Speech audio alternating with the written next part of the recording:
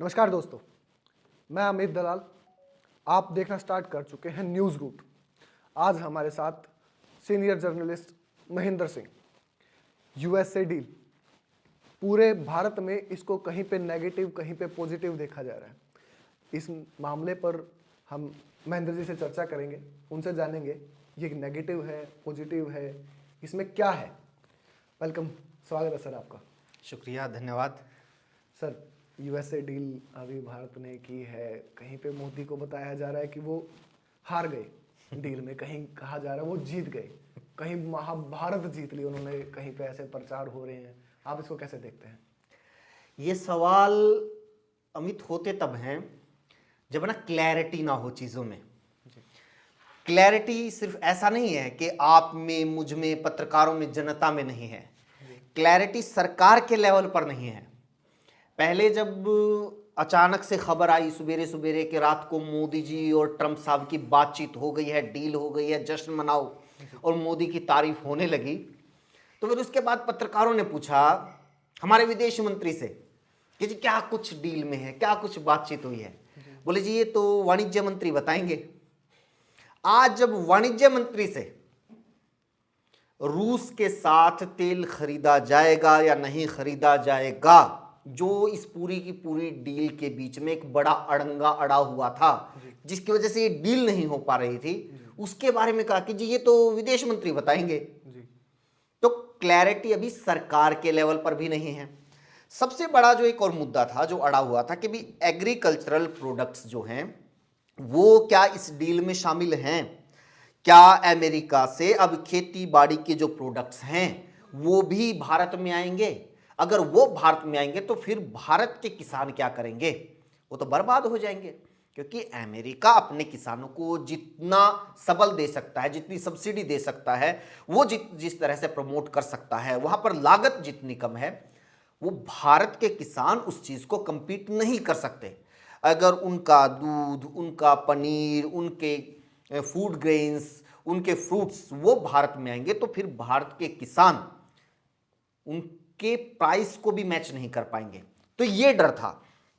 तो अब इसमें थोड़ी बहुत चीजें आज क्लियर हुई है जब डील के डॉक्यूमेंट्स सामने आए हैं, लेकिन अभी भी उसमें जो बार बार कहा जा रहा था कि भी खेती के जो उत्पाद हैं वो इसमें शामिल नहीं होंगे, वो डील में साफ दिख रहा है कि वो शामिल हैं। एक प्रॉब्लमेटिक चीज ये है। दूसरी प्रॉब्लमेटिक चीज ये है कि बार बार ये कहा जा रहा था कि भाई हम किसी के दबाव के सामने नहीं झुकेंगे, हमें जहां जिस देश से जिस तरह के संबंध रखने का फायदा होगा, जो भारत के हित में होगा, हम वो करेंगे। कोई दूसरा देश थोड़ा ना हमें बताएगा कि हमें किससे तेल लेना है, किससे नहीं लेना है। लेकिन अमेरिका हमें बता रहा है कि हमें यूएस से तेल लेना है, वेनेजुएला से तेल लेना है, हमें रशिया से तेल नहीं लेना है। और अमेरिका के दबाव में हम लोग झुकते हैं और हम लोग इस बात का फैसला लेते हैं कि अब हम रशिया से तेल नहीं लेंगे। रशिया वो देश है जो भारत का सबसे लॉयल पार्टनर रहा है, ट्रस्टवर्दी दोस्त रहा है हमेशा। मुश्किल से मुश्किल दौर में हमेशा रशिया हमारे साथ खड़ा हुआ है।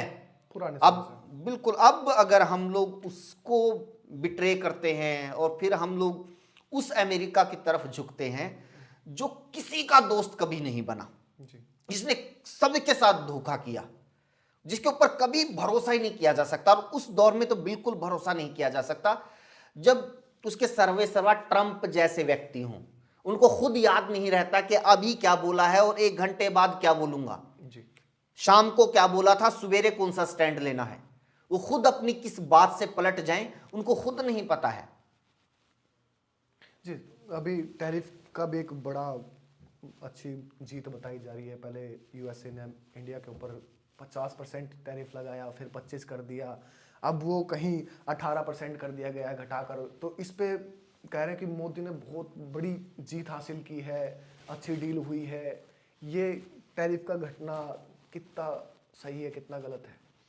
वो क्या है कि है ना, मैंने अपने इस पे प्रोग्राम में इसका जिक्र किया था कि ना एक बार है ना लड़ाई होगी दो, एक आध किसी की, मेरी लड़ाई होगी किसी के लिए, तो मैं जाकर ना अपने दोस्ता दो है ना, अपने लग गया किस्से सुनाने के, अपनी बहादुरी के किस्से।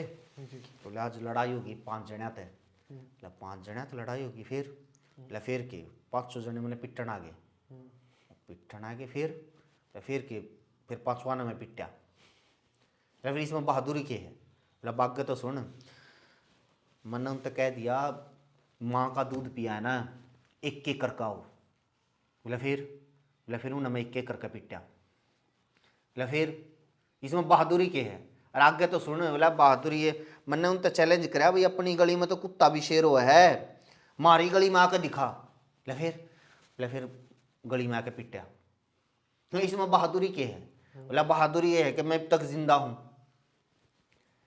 भाई अमेरिका ने, ट्रंप ने पहले कहा कि भी हमने पाकिस्तान के साथ भारत का सीज फायर करवाया। आज तक प्रधानमंत्री नरेंद्र मोदी ने यह नहीं कहा है एक बार भी कि ट्रंप ने झूठ बोला है जी। आज तक नहीं बयान दिया है। हम मोदी की बात नहीं हम करते, लोग किसी भी नेता की। हम लोगों की पहली हार। दूसरा, ट्रंप कहता है हमें कि भाई अपना चाबहार पोर्ट छोड़ दो, ईरान वाला हम छोड़ देते हैं, हमारा सैकड़ों करोड़ रुपया वहां लगा हुआ है, हमारी दूसरी हार। उसके बाद ट्रंप के दबाव में हम लोग कॉटन से एक्साइज ड्यूटी हटा लेते हैं, विदेशों की सस्ती कॉटन हमारे यहां पर आती है, हमारी तीसरी हार। उसके बाद ट्रंप कहते हैं कि भी रशिया से तेल लेना बंद करो, हम कर देते हैं। और इस हद तक इस स्टेटमेंट से डर जाते हैं कि भी कुछ है ना, न्यूज एजेंसीज ने खबर चला दी जब अमेरिका ने कहा कि रशिया से तेल लेना बंद करो। कुछ न्यूज एजेंसीज ने खबर चला दी कि भी अभी भी है ना, रिलायंस जो है वो तेल ले रहा है रशिया से। तो रिलायंस ने बाकायदा स्टेटमेंट जारी की लिखित में कि ना हम नहीं ले रहे। भाई रशिया से तेल लेना कोई गुनाह थोड़े है कि हम किसको सफाई दे रहे, क्यों सफाई दे रहे। हमारी चौथी हार। उसके बाद जब ये ट्रेड डील हुई, इसका ऐलान किसने किया? ट्रंप ने किया। हमारी 5वीं हार। उसमें बाकायदा लिखा गया है, कृषि प्रोडक्ट भी उसमें शामिल है। उसमें बाकायदा लिखा गया है कि अमेरिका हमें कितना बेचेगा। उसमें बाकायदा लिखा गया है कि इंडिया रशिया से तेल नहीं खरीदेगा। और मोदी जी ट्रंप की उस पोस्ट को रीपोस्ट करते हुए थैंक यू बोलते हैं 140 करोड़ भारतीयों की तरफ से। यानी हम उनकी बात को एक्नॉलेज करते हैं, ट्रंप जो जो बोल रहा है हम मानते हैं कि हाँ ऐसा है। अदरवाइज तो मोदी जी को लिखना चाहिए था कि जी देखो बाकी चीजें आपकी ठीक है, लेकिन ये बात गलत है, ऐसा कुछ नहीं होने जा रहा। तो बार बार ये हार हो रही है। और फिर हम लोग अपनी इसको बहादुरी के तरीके से क्या दिखा रहे हैं कि जो पहले 50% टैरिफ था और ये अब 18% रह गया है। उससे पहले टैरिफ ही मुश्किल से 2-3% होता था इंडिया पे। इंडिया टैरिफ लगाता था अमेरिका के ऊपर। बहुत सारे ऐसे देश हैं और जिनसे हम लोग है ना मंगवाते ज्यादा हैं, आयात ज्यादा करते हैं, निर्यात कम करते हैं। लेकिन अमेरिका उन गिने चुने देशों में से है जहां पर भारत निर्यात ज्यादा करता है, आयात कम करता है। अब यहां पर ये उल्टा होने जा रहा है। अगर ये जीत है, अगर 18% टैरिफ जीत है, तो फिर जो पिछली सरकारों के टाइम 3% टैरिफ लगता था वो क्या था? फिर तो हम विश्व विजेता थे, फिर तो हमने दुनिया जीत रखी थी। अब 6 गुना टैरिफ देके और ऊपर से अपना टैरिफ 0 करके अगर ये जीत है तो फिर हार क्या होती है? मैं सीतारमन, अपने वित्त मंत्री सीतारमन जी हैं, मैं उनके इंटरव्यू देख रहा था। उन्होंने कहा है कि अभी भले ही 0 है, अभी आपको इसके फायदे नजर नहीं आ रहे, लेकिन इसका फ्यूचर बहुत अच्छा होगा, फायदे होंगे बहुत सारे।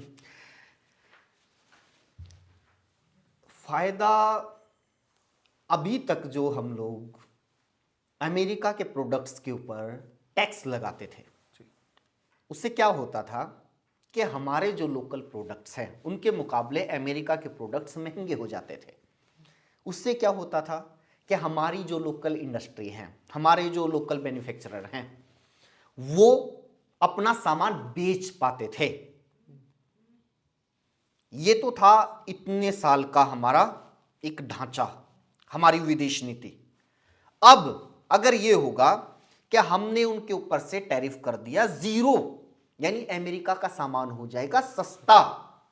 वो भारत का जो सामान है उसके मुकाबले हमारी मार्केट में compete करेगा। और ये सभी को पता है कि बहुत सारे ऐसे विकसित देश हैं, उनके साथ प्रोडक्शन के मामले में, क्वालिटी के मामले में, रेट के मामले में हम लोग compete नहीं कर सकते। अब अगर उनका सस्ता माल मार्केट में आएगा, हमारा महंगा होगा, तो बताइए लोग किसको खरीदेंगे? अगर उनका माल ज्यादा बिकेगा, हमारा कम बिकेगा, तो ये लॉन्ग टर्म में आने वाले समय में भारत के फायदे में कैसे हो सकता है? ये तो आने वाले टाइम में और ज्यादा खतरनाक होगा। ज्यादा से ज्यादा टाइम जितना बीतता जाएगा, ये और ज्यादा खतरनाक होता जाएगा। आज चाहे बेशक सरकार इस मामले में डांस कर सकती है, क्योंकि अभी सडन थोड़ा ही नहीं दिखने लग जाएगा इसका असर, आने वाले टाइम में दिखेगा। तो ये जो कह रही हैं कि आने वाले टाइम में फायदा दिखेगा, ये इसके उल्टा होगा जो आज हमें स्थिति नजर आ रही है। इसमें किसानों को हम देखें या फिर हमारे यहाँ के छोटे व्यापारियों को देखें, सरकार का कहना है कि इनके लिए बहुत अच्छा होगा, इस डील का फायदा बहुत मिलने वाला है। नहीं, क्या है कि भी हम लोग अमेरिका को ज्यादा सामान बेचेंगे तब होगा ना किसानों को फायदा। तो या ये होगा कि अब हमने ना अमेरिका से जो कोई अगर कृषि प्रोडक्ट आता था तो उसके ऊपर और ज्यादा टैक्स लगा दिया, तो फिर अब उनका सामान आना ही बिल्कुल बंद हो जाएगा, उनके रेट बहुत ज्यादा हो जाएंगे, तो हमारे वालों का सामान ज्यादा बिकेगा। ये तो बिल्कुल उल्टा हो रहा है ना। किसानों को तो इससे जो भी है, कम घाटा है ज्यादा घाटा है, लेकिन घाटा ही घाटा है। और यहां पर अमेरिका भारत के ऊपर दबाव बनाने में सफल रहा है, इस बात में कोई दो राय नहीं है। ये बार बार जो कहा जाता है कि मेक इन इंडिया, स्वदेशी अपनाओ, अपना लेंगे लोग, लेकिन जब आपके सामने विकल्प इतने ला दिए जाएंगे, चाइना के साथ ट्रेड डेफिसिट इतना ज्यादा है, ऐतिहासिक सारे रिकॉर्ड तोड़ चुका है। चाइना आपकी कंघी से लेकर कार तक सब बनाता है, उनके प्रोडक्ट्स इतने सस्ते होते हैं, वो हमारे यहां खुले मार्केट में आ रहे हैं। आपने यूरोपियन यूनियन के साथ डील कर ली, अब उनके भी प्रोडक्ट्स हमारे यहां आएंगे। अब रशिया के साथ भी आपने कर ली, तो मेक इन इंडिया का क्या करेंगे?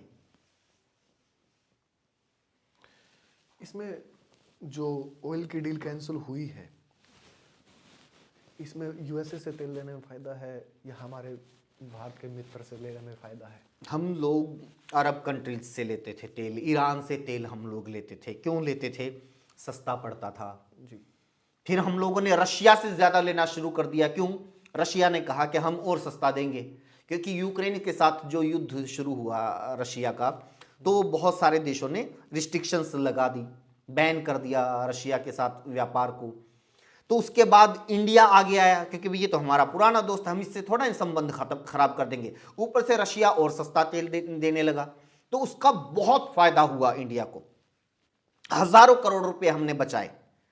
तो अब ऐसा तो है नहीं कि रशिया के तेल के कुएं सूख गए, वहां से वो पुरानी लाशें हड्डियां निकलने लगी। तेल तो वहां पर अभी भी है ना, हम डील करें तो सस्ता औरों से अभी भी देगा। और या फिर अगर ऐसा है कि भी अभी हमें वहां से सस्ता मिल रहा है अमेरिका से, तो बोल दो ना सामने आके, यही बोल दो कि भी अब तो रूस महंगा देने लग गया, हम तो उधर से खरीदेंगे। ये क्या हुआ कि ट्रंप जब धमका रहा है तब हम लोग अपना गोल शिफ्ट कर रहे हैं। खबरों में, अगर खबरों की मानी जाए तो खबरों में ये भी है कि रशिया ने कुछ दाम और घटा दिए हैं कच्चे तेल के। बिल्कुल। अब यहां से पता चलेगा ना, देखो पता वर्ल्ड पॉलिटिक्स है ना, एक अलग तरीके से चल रही है। अभी यहां से क्या पता चल रहा है, कुछ सालों से हम ये देख रहे थे कि जैसे है ना, दुनिया है ना इंडिया के ही इर्द गिर्द घूम रही है। हमें जो बता दिया जाता था कि दुनिया है ना मोदी की छोटी उंगली पे नाच रही है, मोदी जो इशारा करते हैं सारी दुनिया ऐसे ही चल रही है। अब इस देश के लोगों को ये पता चल रहा है कि जी हम लोग एक डेवलपिंग कंट्री हैं, हम इतनी बड़ी अर्थव्यवस्था, इतनी बड़ी पावर नहीं है कि हम वर्ल्ड ऑर्डर को तय करें। जी। और प्रधानमंत्री नरेंद्र मोदी इतने प्रभावी नहीं है कि सारी दुनिया उनके पैरों में गिर जाए। और जैसा हमें बताया जाता है कि इन्होंने तो युद्ध रुकवा दिया और दुनिया में सारा सब कुछ अपने हिसाब से स्थापित कर दिया। अब ये पता चल रहा है कि भी अमेरिका जैसे देश हैं, उनके जो राष्ट्र प्रमुख हैं, उनकी क्या पावर है, वो दूसरे देशों को कैसे प्रभावित कर सकते हैं, रशिया क्या पावर रखता है। और जो आज भी दुनिया के जो ध्रुव हैं पावर के, वो दो ही हैं, एक तरफ रशिया है, दूसरी तरफ अमेरिका है। इंडिया बना था कभी? नेहरू के टाइम पर इंडिया था। लगभग 100 देश नेहरू के पीछे पीछे चलते थे। उन्होंने तीसरा ध्रुव क्रिएट किया था जब रशिया बनाम अमेरिका में पूरी दुनिया बटी हुई थी। नेहरू ने कहा था ना इधर ना उधर, हम अपना नॉन अलाइंड मूवमेंट चलाई थी उन्होंने। इंदिरा गांधी तक रहा, इवन राजीव गांधी तक रहा। उसके बाद धीरे धीरे होता रहा, थोड़ा बहुत कमजोर हुआ, लेकिन इंडिया ने अपने हित कभी कॉम्प्रोमाइज नहीं किए। इंडिया ने जो करना था वो किया। इंडिया ने परमाणु परीक्षण करना था। यही अमेरिका था जो तमाम रिस्ट्रिक्शंस लगा के बैठा था, तमाम दबाव डाल रहा था, लेकिन किया। इंदिरा गांधी ने किया, फिर अटल बिहारी वाजपेयी जी ने किया, इसी अमेरिका को धत्ता बताते हुए। अमेरिका हमेशा से पाकिस्तान के साथ खड़ा होता है। अमेरिका क्या दोस्त होते हुए भी हमने बार बार पाकिस्तान को घुटनों पर लाए, हम लोग बार बार पाकिस्तान को हराया, हमने पाकिस्तान के 2 टुकड़े किए, हमने बांग्लादेश बनाया। अमेरिका ने युद्ध करने की धमकी दे दी थी इंडिया के साथ, अपनी नौसेना भेज दी थी। इंदिरा गांधी ने कहा आने दो, कर लो युद्ध। आज हम लोग मतलब एक ट्रंप जैसे, अब क्या कहें, वाहियात आदमी की सुन के हमारी फॉरेन पॉलिसी को दोबारा से रिस्ट्रक्चर कर रहे हैं। अमेरिका बताएगा या ट्रंप बताएगा कि हमें किससे तेल लेना है, हमें किसके साथ दोस्ती करनी है, किसके साथ दुश्मनी करनी है। तो यही होता है, मुश्किल टाइम के ऊपर आपको पता चलता है कि आप कितने मजबूत हैं, कैसी आपकी लीडरशिप है, आप अपने देश को किस स्थिति में रखना चाहते हैं। उस टाइम पर देश इतना मजबूत नहीं था कुछ साल पहले, लेकिन आज है। पिछले 15-20 साल में भारत बहुत मजबूत हुआ है। हम लोग बहुत बड़ी अर्थव्यवस्था है, बहुत बड़ा बाजार है। अगर हम लोग अर्थव्यवस्था नहीं है तो ये पूरी दुनिया के लिए एक अपॉर्चुनिटी की तरह देखती है पूरी दुनिया भारत को। अगर हम लोग झुक जाएंगे इस तरह के किसी भी वाहियात राष्ट्र अध्यक्ष की धमकियों से, तो ये अपने आप में ही खुद की खिल्ली उड़ाने वाली बात है। क्या एक भारत कभी विश्व गुरु बन पाएगा अगर इन हालातों को देखते हुए देखा जाए तो?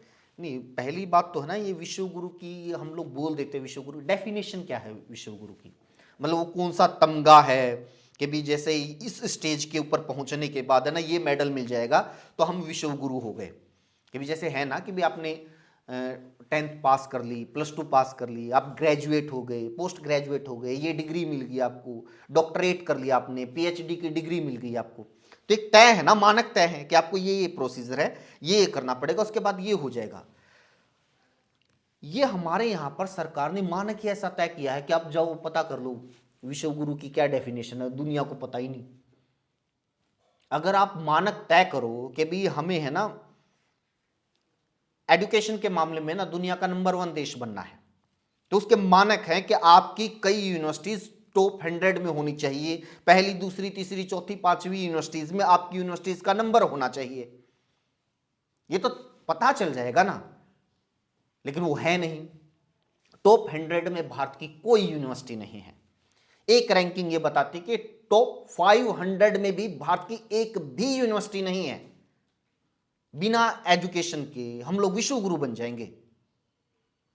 दुनिया के सबसे ज्यादा प्रदूषित शहर भारत में हैं। दुनिया के सबसे ज्यादा प्रदूषित शहर भारत में हैं, और भारत का जो सबसे स्वच्छ शहर है वो है इंदौर। उस इंदौर में लोग पानी पी के मर रहे हैं। जो पानी, जिस पानी के बारे में हम कहते हैं जल ही जीवन है, वो जल जीवन ले रहा है। ऐसे हम लोग विश्व गुरु बन जाएंगे। दुनिया की सबसे बड़ी गरीब आबादी हमारे पास है। 80 करोड़ लोगों को सरकार अनाज देती है, तब जाके उनका पेट पल रहा है। ऐसे विश्व गुरु बन जाएंगे हम लोग। राजधानी, हमारे देश की राजधानी, डोनाल्ड ट्रंप की तमाम बातें वाहियात हैं, लेकिन एक बार वो एक बात बोल रहा था। उसने कहा था कि भी एक बार मेरे पापा ने मुझे कहा था कि अगर किसी रेस्टोरेंट का जो गेट है ना, मेन गेट है, अगर वो साफ है नहीं है ना, तो आप है ना वहां जाना मत कभी भी, क्योंकि उसकी रसोई भी खराब मिलेगी फिर। इसी तरह अगर किसी देश की राजधानी गंदी है तो उस देश में आप सफाई की वो नहीं उम्मीद नहीं कर सकते। हमारे देश की राजधानी की क्या हालत है ये हमसे छिपी हुई नहीं है। दुनिया का सबसे प्रदूषित शहर हमारे देश की राजधानी है। बहुत सारे यूट्यूबर्स, एक पत्रकार हैं शायद शरद शर्मा नाम है उनका, पहले एनडीटीवी में होते थे, अब वो अपना यूट्यूब चैनल चला के वो रिपोर्टिंग करते हैं, तो दिखा रहे हैं कई गांव ऐसे हैं, आउटर दिल्ली के हैं शायद, वो पानी भरा हुआ है, गंद भरा हुआ है, कैसे लोग वहां पर रहते, नर्क में रह रहे हैं। राजधानी में हो रहा है ये। राजधानी में ऐसा होता है कि जब हमारे G20 सम्मेलन होता है, कोई राष्ट्र अध्यक्ष आता है, दूसरे देशों के मेहमान आते हैं, तो हमें अपनी झुग्गियों को छिपाना पड़ता है, पर्दों से ढक दिया जाता है एक किस्म से। तो ये अगर ये विश्व गुरु होना है तो फिर दुनिया के सारे देश कहेंगे जी आपको ही मुबारक हो ये पोस्ट, हमें नहीं बनना ऐसा। विपक्ष की बात करें, एक बहुत अहम रोल होता है, चलो सत्ता में है, सरकार में है बीजेपी, लेकिन विपक्ष में कांग्रेस सरकार है, राष्ट्र की बड़ी पार्टी मानी जाती है कांग्रेस पार्टी, नेता प्रतिपक्ष राहुल गांधी हैं। बीजेपी के टाइम जब बीजेपी विपक्ष में होती थी तो सिलेंडर के 2 रुपये दाम बढ़ने पर ये बहुत हल्ला करते थे, धरने प्रदर्शन स्टार्ट कर देते थे। कांग्रेस उस तरीके से नहीं कर पा रही, कैसे देखते हैं आप इसको? नहीं, विपक्ष अमिताभ है ना, मान के चलिए हमारे देश में विपक्ष नहीं है, आप मान के चलिए पॉलिटिकल संघर्ष इस देश में खत्म हो चुका है।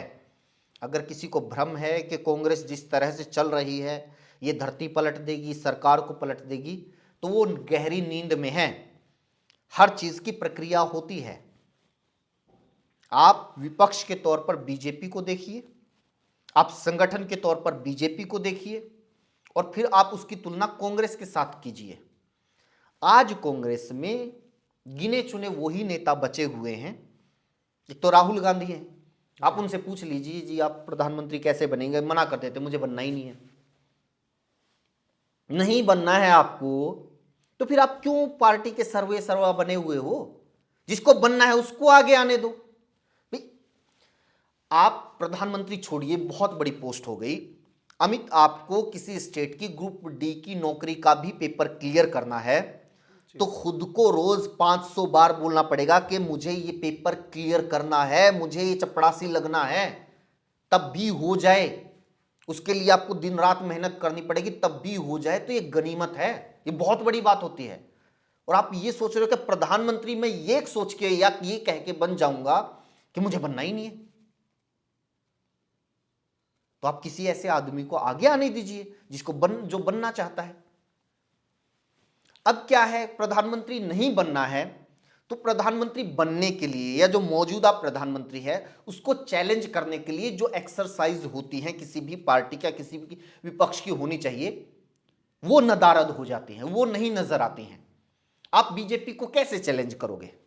सबसे पहले संगठन के तौर पर बीजेपी ने जिस तरह का स्ट्रक्चर खड़ा कर दिया है, आज प्रधानमंत्री जो भी शब्द बोलेंगे, जो भी बात बोलेंगे, उनका वर्कर, उनका स्ट्रक्चर कान पे बीड़ी टांगे, कोई अपने गांव की बुग्गी पे बैठा है, चाहे कोई अपना दारू का अत्ता पे बैठा है, चाहे उसकी चाय की टपरी पे बैठा है, उस तक भी वो मैसेज पहुंचेगा कि मोदी ने जी ये कहा है। दूसरा, आप बीजेपी की विचारधारा से बिल्कुल इत्तेफाक ना रखो, आप हजार बुराई करो, लेकिन उनकी कोई ना कोई एक विचारधारा है, कोई लाइन है, उसके ऊपर उनके वर्कर, उनके लोग चलते हैं। कांग्रेस के पास कुछ नहीं है। मैं कई कांग्रेसियों से बात की कि भाई सब विचारधारा विचारधारा आप बोलते रहते हो, बताओ क्या विचारधारा है? एक शब्द तो सुन रखा है, सेकुलरिज्म, सेकुलरिज्म, उसके आगे हो गया सेकुलरिज्म, उसके बाद, और सेकुलरिज्म भी रोज बदलने वाली चीज है।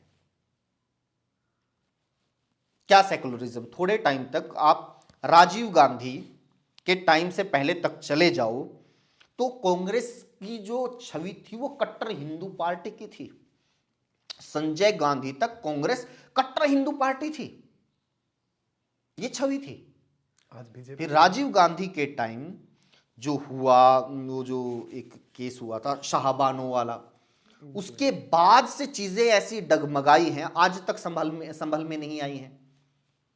सर अब तेल की बात कर लेते हैं। 2 कंट्री में बड़ा विवाद यूएसए और रशिया को लेके। रशिया से तेल लेने में भारत को फायदा है, यूएसए से लेने में फायदा है, आम जनता को कहाँ से तेल आएगा तब फायदा मिलेगा? हमने सब जगह से लेके देख लिया, आम जनता को नहीं फायदा होता। रशिया ने बहुत सस्ता तेल दिया इंडिया को, रिकॉर्ड सस्ता तेल दिया, यूपीए सरकार से 5-5, 6-6 गुना कम रेट पे दिया, तब भी भारत में जो आम जनता उसके लिए तेल के रेट कम नहीं हुए। कारण क्या है? अब नहीं सरकार ये बेनिफिट आगे ट्रांसफर करना चाहती, मर्जी है सरकार की, क्या कर लोगे आप? जब जनता खुशी खुशी 100 रुपये लीटर तेल ले रही है और बीजेपी चुनाव जीत रही है, तो फिर पागल है क्या सरकार कि बेवजह ही आपको सस्ते तेल की आदत डाले? मैं कुछ 2-3 नाम लूंगा, आपको बड़े चंद शब्दों में उनको बताना है कि आप उनको किस नज़र से देखते हैं। सबसे पहले राहुल गांधी।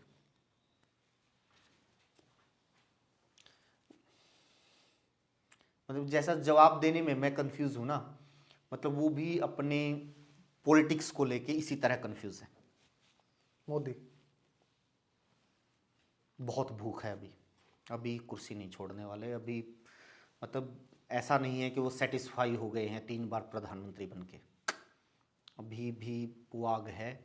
उनका मकसद है कि जब तक जिंदा हूँ मैं पद पे रहूँ, और उसके लिए जो भी बन पड़ता है, चाहे मेहनत करनी पड़े या फिर कोई और ट्रिक अपनानी पड़े, वो अपनाएंगे। पूरी समस्त बीजेपी पार्टी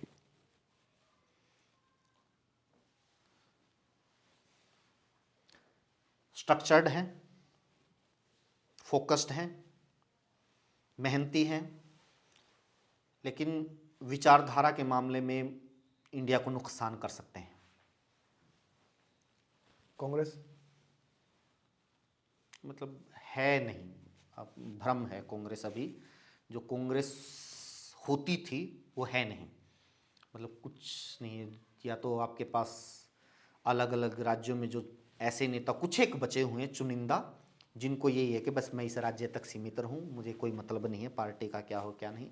ऊपर का जो नेतृत्व है वो सेटिस्फाई है अपनी पोजीशन से कि भी मैं ठीक है, मुझे रोज़ 4 हाजिरी मारने वाले लोग मिलते हैं और अलग अलग राज्य के लोग मुझे नमस्ते मारते हैं, उससे ज़्यादा उनको भी कुछ नहीं चाहिए। पूरी यूएसए डील को लेके भारत में जनता बड़ी उलझन सी में है, सही है गलत है नहीं है। आप कुछ चंद शब्दों में इस यूएसए डील को क्या कहेंगे? फायदा है, नुकसान है, क्या है ये? ये अमित सब नैरेटिव का होता है, सब है ना नैरेटिव। हमारे देश में लोग है ना खुद से सोचते ही नहीं। ये भ्रम है कि कोई खुद से सोचता है ये डील खराब हो गई तो मोदी की थू थू होने लग जाएगी, बकवास है ये। नैरेटिव क्या सेट होता है? बीजेपी मीडिया, बीजेपी के वर्कर क्या नैरेटिव सेट करते हैं?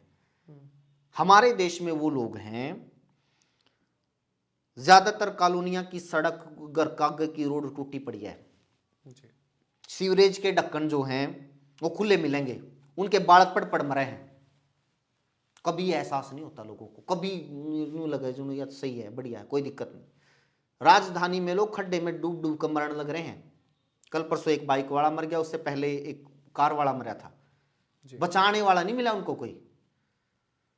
ये लोगों के लिए मुद्दा ही नहीं है। हां, अगर कल को विपक्ष खड़ा हो जाए कि भाई हम इस मुद्दे पे राजनीति करेंगे, कल को मीडिया कहे कि भाई ये बहुत बड़ा मुद्दा है, लोगों की जिंदगी के साथ ऐसा खिलवाड़ ना होने लग जाए, कल को ही मुझे मेरे घर के सामने की जो रोड है ना वो खड़ने लग जाएगी। हम वो लोग हैं जो मीडिया के, नैरेटिव के, पॉलिटिक्स के चश्मे से देखते हैं, उनके हिसाब से सोचते हैं, खुद की कोई सोच नहीं है। भीड़ है ये देश। तो ये डील अच्छी है या बुरी है ये नैरेटिव तय करेगा, इसकी मेरिट्स तय नहीं करेंगी। बहुत बहुत धन्यवाद बातचीत करने के लिए। शुक्रिया, थैंक यू।